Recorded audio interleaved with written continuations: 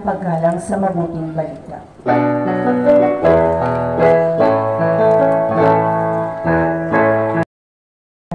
Ama, italaga mo kami sa iyo. Ang mga yumao, naway mabuhay na walang hanggan kasama ng Diyos ng pag-ibig, manalangin tayo sa Panginoon. Ama, italaga mo kami sa iyo. Sa pamamagitan ng intersesyon ni San Isidro, igawad nawa ng Diyos ang kanyang pagpapala sa mga ani na siyang bunga ng ating paggawa. Manalangin tayo sa Panginoon. Ama, italaga mo kami sa iyo.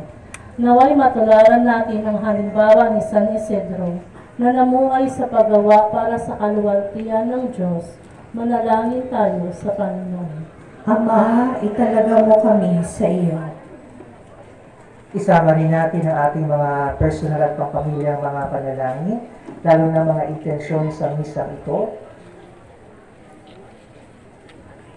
Gayon din ang buong barangay Botokan, na patnubayan ng Diyos sa pamamagitan ng kalaking ipintakasing Isang Isidro Labrador. Manalangin tayo sa Panginoon. Ama, italaga mo kami sa iyo. Butihing Ama, habang iniibig namin ang isa't isa, nabubuhay ka sa amin at naging ganap ang iyong pag-ibig na nasa amin. Tanggapin mo ang aming mga panalangin sa pamamagitan ng Kristo na aming Panginoon. Amen. Magsiupo po ang lahat.